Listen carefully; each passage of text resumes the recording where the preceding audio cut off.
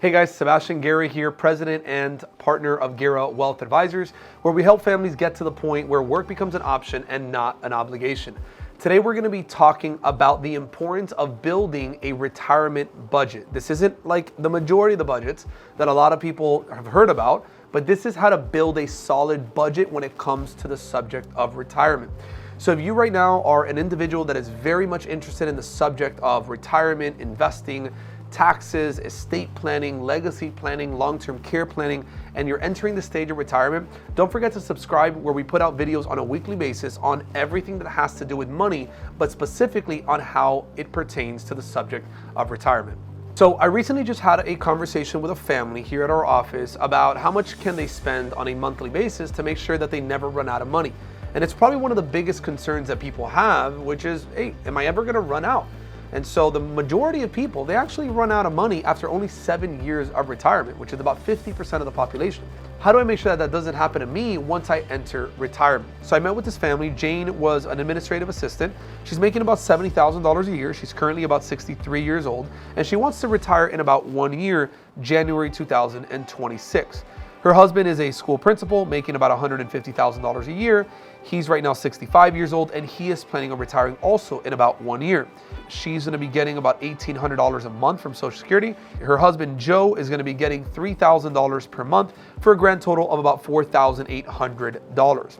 Now, when it comes to their assets and what they have in accounts, they have pretty much a bunch of different bank accounts, which is about a total of about $200,000.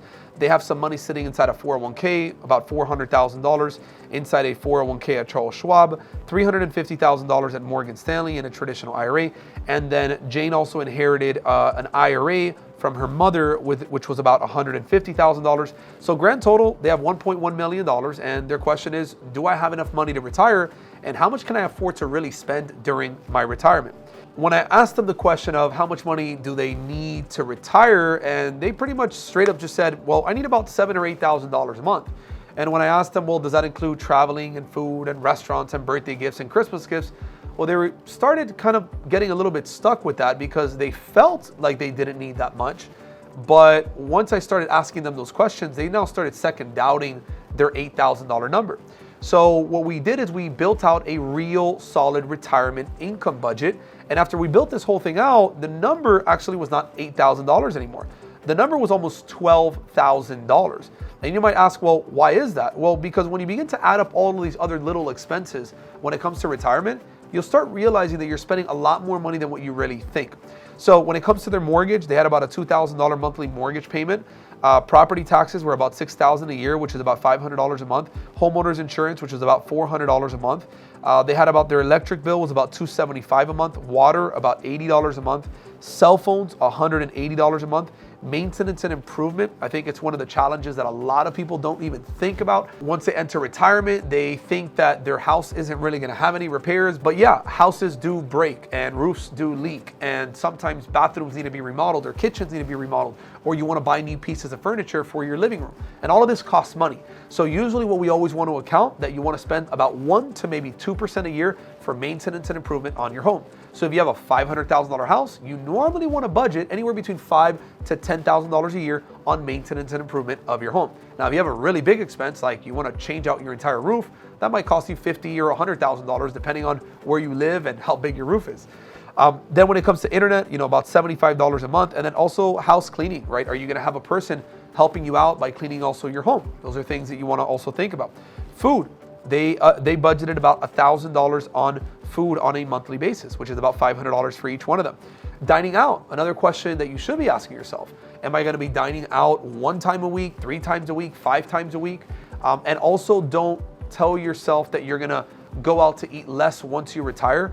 A lot of people, they still want to maintain that same lifestyle, and they still want to go out to eat the 3 or the 4 or the 5 times that they're currently doing. So make sure that you're thinking about that real number and not telling yourself that you're going to go out to eat less once you retire. Now you're going to start cooking a lot more. Then when it comes to shopping, very important. Some people will tell themselves that they don't spend a lot of money, but some people probably don't spend a lot of money on shopping every single month. But when you begin to add up maybe the 2 or the 3 shopping sprees that you do throughout the year, then that could be $2,000, $3,000, $4,000, $5,000 when you add it all up. And remember, it's not just your spending, it's also your spouse's spending pattern.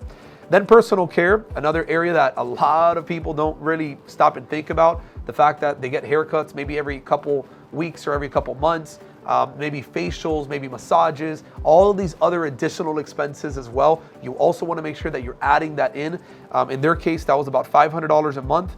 Then you also want to think about things like any additional Medicare supplement that they might want to purchase, which in their case was about $300, prescriptions about $100, long-term care insurance $175, and then they also had a pet, which was about $100 a month, which is what they were spending also on food. Also car payments, they had about $400 a month, auto insurance $200, gas about $225, repairs. This is another one that many of us don't think about. The fact that we get on a highway and we have to spend money on tolls, or your tires need to be changed every couple months or maybe every couple years.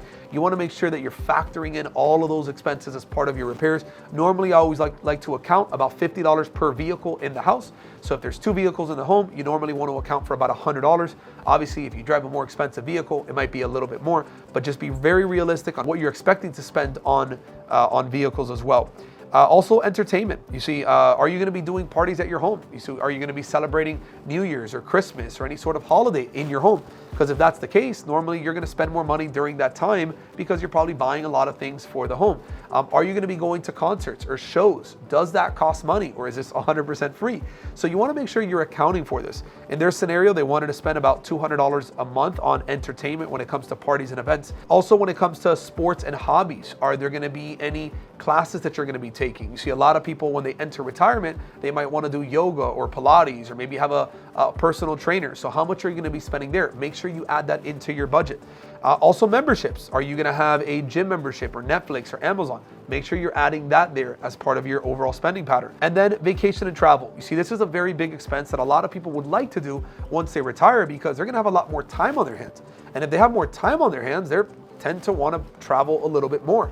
So also ask yourself, well, how many trips are you going to take? Do you want to take 3 trips a year, 5 trips a year, 10 trips a year? Not only how many trips you're going to take, but also what category of trips are you going to take? Are you going to take small trips, medium trips, or big trips? And also you want to allocate a certain amount of budget for each category. So normally whenever we're working with a family, I normally like to ask them the question, well, how many small trips do you want to do every year? How many medium trips do you want to do every year? And how many big trips? You might say something, well, might want to do 3 small trips, which are maybe little weekend getaways. Maybe you might want to do 2 medium trips, which might be a 5-day or a 7-day trip. Or maybe you might want to do a big trip, which maybe means you're going to go to Europe for 2 weeks or 3 weeks. And you also want to make sure you're allocating a specific budget to each one of those trips and then add it all up, then divide it into 12. And now you're going to know how much money you're really spending on vacation and travel. And don't just put the flights and the hotels, because we all know that when it comes to travel, it's more than just flights and hotels. Also ask yourself, are you going to be doing any charitable giving once you retire? Or is that something you're going to stop once you retire? In their specific case, they wanted to make sure that they continued to be able to give to their church about those $300 a month. And then gifts. This is another big one. Are you going to still keep giving gifts during Christmas, birthdays, holidays? Are you still going to be going to weddings and going and giving gifts, right? So all of these expenses need to be accounted for. So in their case, after we spoke about it, they needed about $3,000 a month in gifts. So when you add up all of these expenses, that's almost $12,000, even though originally they thought it was only $8,000 on a monthly basis. So here's where it gets pretty complicated, because they want to retire. They have over $1 million saved up for retirement. They want to retire in less than 1 year, but they thought they only needed $8,000, but now after building out the budget, they really need closer to about $12,000 a month. So one of the things that you also want to start looking at is, how is your money invested, right? In their specific case, they had a few accounts. They had some money in the bank, they had a 401k, they had a traditional IRA, and they had an inherited IRA. And after going back and looking at how those average accounts have been performing over the last 5, 10, 15 years, we realized that the average rate of return that they were going to be making is about 4% on average between all of those accounts. So you want to make sure that you're accounting for these things as you're entering retirement, which is the performance of your money. So as you can tell, building a retirement budget isn't just about what you spend today. It's also about what you're expecting to spend in the future. So what I did is I created a free retirement planning budget. It's not a regular budget. It's a budget specifically tailored for people that are entering retirement. So if you want to get access to this free budget I can go ahead and send it straight to you. Just text me the word money to 786-807-7001. You can just text me the word money. So what I'll do is I'll send you straight that PDF to your phone, and you'll be able to map out exactly your spending pattern, not only today, but how your spending pattern is going to change in the future. So with that said, after we ran all of these numbers, here's the crazy story, is that by the year 2037, which is only about 11 years after they retire, they'll be completely broke and out of money. And that is a huge problem as we're entering retirement, which is, do I have enough? And crazy thing is that this is a family that has over $1 million saved up for retirement, and they still will run out of money. So what can we do to make sure that they don't run out of money? This is a big concern for a lot of people, which is, am I going to run out? So we're going to go over a couple strategies that you can use to make sure that you don't run out. So one of the first things that you should be immediately looking at is, can our money be working harder? And so if you go and you look at all of the accounts right now, and you see on average they're earning about 4%, if you can restructure in the way this money is invested, whether it's invested in mutual funds or stocks or bonds, or just sitting inside a money market or a checking or a savings account, are there any changes that you can make in the way it's invested? And so right now we're not going to get into all the different changes that could be made, but let's just say that on average, you can average around a 6% return across the board between all of the accounts.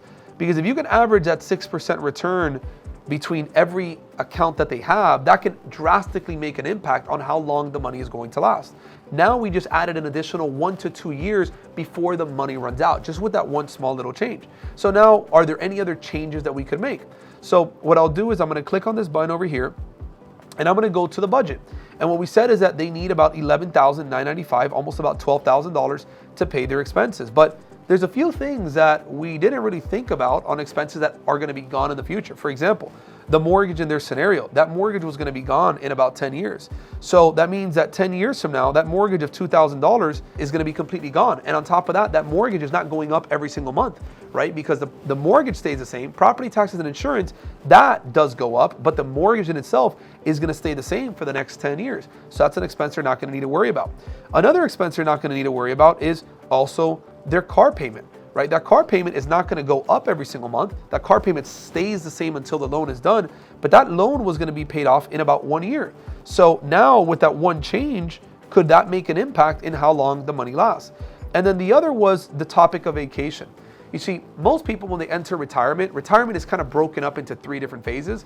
You have what's called the go-go years, the slow-go years, and the no-go years. These are 3 different stages of retirement, where the go-go years, you're just going and going and going, traveling, seeing everywhere around the world, but you're spending a lot more money. So when it comes to vacation, one of the questions I asked them is, how long are you going to be traveling for? And what they said is, I want to get all of my vacations out of the way my first 10 years of retirement. And they wanted to retire right now in about a year, and somewhere around age 75, they wanted to stop retiring, but they wanted to squeeze the most amount that they possibly can out of traveling during their first 10 years while they're still healthy. They can get on planes, travel 6, 7, 8 hours across the country, across the globe, so that way they can enjoy their retirement at their maximum level. So that means they're not going to need $24,000 every single year for traveling. They're going to only need that for about the first 10 years. So that's going to stop pretty much January of 2035.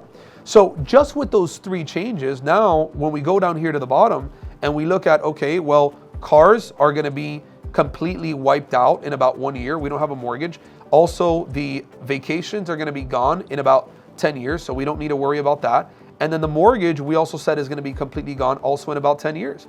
So when you look at all of these numbers, we'll find out that instead of the money running out at age 77, we were now able to extend the life of the money all the way up until age 80.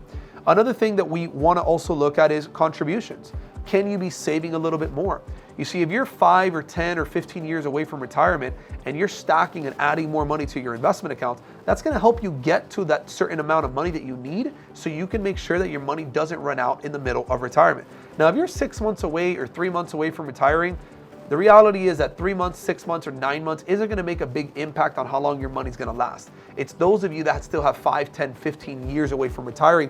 Those are the ones that can make a massive impact because they still have time to be able to build it up. This is why it's so important to start saving and preparing for retirement early on in your career and not wait until 6 months before you retire. Another option that you could consider is do you want to retire a little bit later? So in their case, they were planning on retiring in about 1 year. What if they changed their retirement date? What if instead of retiring in 1 year, they retired maybe in 3 years? So instead of 2026, what if they pushed it out to maybe 2028?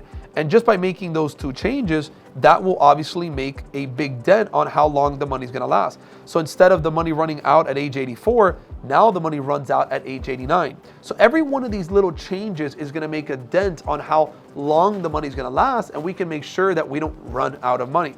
Another option that you might have is maybe you might wanna do a part-time job. So maybe you are gonna retire, but you don't wanna fully retire. You wanna go part-time and maybe make an additional $40 or $50 or $60,000 on the side, and you're not really working your 40 or 50 hours you're currently used to, but maybe that can help you not have to touch money from your investments the first couple years of retirement, and that way you can pay all of your expenses and you can still let your investments keep growing for the next couple years of retirement. So those are also things you wanna look into. Also, Social Security start date. You see, once you're entering retirement, you want to make sure that you're optimizing Social Security. So are you going to get your check at 62, 65, 67, 70? When are you going to get your Social Security check? There is a strategy on how to get the most amount of money out of Social Security. It's a completely separate video that I recorded that walks you through the step-by-step process to get the most amount of money from the Social Security system, again, to make sure that your money lasts you as long as possible during retirement. And then the last area I'm going to cover is the withdrawal order. You see, I did another completely separate video that talks about how to withdraw money from your accounts. So if you have an IRA, a 401k, a Roth IRA, where do you pull the money from once you retire? Because if you can know exactly where to pull the money from, you can also minimize taxes throughout retirement. So these are very, very important elements as it pertains to the way you're retiring and the way you're withdrawing money. Because if your goal is to make sure that you don't run out of money during retirement, you want to make sure that you have a solid budget in place, but then there's a lot of strategies that you can implement to make sure that your money lasts you longer during retirement. So here's the important thing. As you know, if you're entering the stage of retirement, you need to have a budget. You need to know not only what you're spending right now, but you also need to know how your budget is going to change as you go through retirement. Are you going to eventually pay off your mortgage? Or is maybe a debt going to be paid off in the future? Are you going to probably pay off a car? Is there a certain expense that's going to be gone? Maybe, or your kids are going to be gone once you retire? Because that's another thing, right? Maybe you have your kids as an expense today, but 5 or 10 years from down the line, maybe that might not be an expense that you have in the future. So you want to make sure that when you're building out this budget, this isn't only what you spend today, but it's also how this is going to change over time. And once you're building all of this out, here's the very important element. All of this needs to be mapped out on a financial planning software. This is not possible to be done on a regular piece of paper because there's a lot of other elements that need to be factored in. You also have to factor your rate of return. You also have to factor in taxes, and then how inflation also plays a role in that, because there's some expenses that don't go up in value. There's some expenses that they stay exactly the same. And there's some expenses that are gonna go up over time. And then there's some expenses that are gonna be gone in the future. So all of this needs to be mapped out on a financial planning software that can help you organize this over the next 10 to 20 years. So if you know someone right now that is entering retirement over the next couple months or maybe the next couple years, if you can grab this video, go ahead and share it with them. I believe that it's very important that people entering the stage of retirement, they don't make this huge mistake of just pulling the trigger, retiring, and then 5 years, 7 years later, they're like, oh my goodness, what did I do? I retired too early and I just didn't map all these things out. It's a very, very important decision. You only get one chance to retire. You want to make sure you make the right decision when you're ready.